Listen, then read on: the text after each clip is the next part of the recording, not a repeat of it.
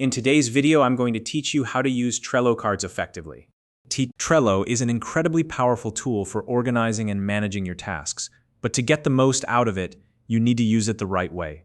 Whether you're collaborating with a team or managing your own projects, optimizing your Trello cards can save you time, keep things clear, and ensure nothing slips through the cracks.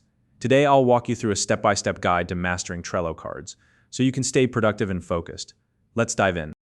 First, always start by writing short and specific titles for each Trello card.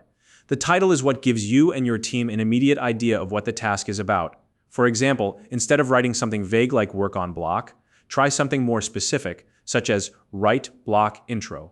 A clear title makes it easy to identify tasks at a glance and reduces confusion. Next, add a description to your card to provide context. This is where you can include the goal of the task, any quick instructions, notes, or links that are relevant.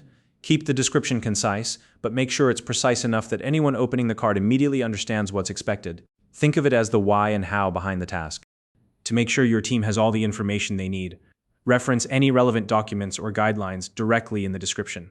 For example, if your task involves following a specific template or checklist, include a link to that file. This ensures that everything needed for the task is centralized within the card, saving time and avoiding unnecessary back and forth communication. For any task that has multiple steps, use a checklist. Checklists are a great way to break the task into smaller, manageable parts. For instance, if the card is for publishing a YouTube video, your checklist might include items like script, record, edit, and upload. As you check off each item, you'll have a clear visual of the task's progress.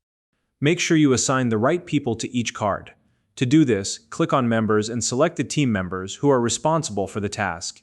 It's a good practice to ensure that one person is clearly accountable, even if others are assisting. This eliminates confusion about who's in charge. Don't forget to set due dates and reminders for your tasks. Click on Dates to select a deadline, and adjust the notification settings to ensure you and your team are reminded in time. Deadlines help keep everyone on track and prevent tasks from falling through the cracks. You can also use labels to categorize and prioritize tasks. Labels are a quick and visual way to identify what's most important. For example, you might use labels like urgent, low priority, or categories such as design, marketing, or testing. Choose colors or tag names that make sense for your workflow. If your task involves files or links, add attachments directly to the card. You can upload files or include links from cloud storage platforms like Google Drive or Dropbox.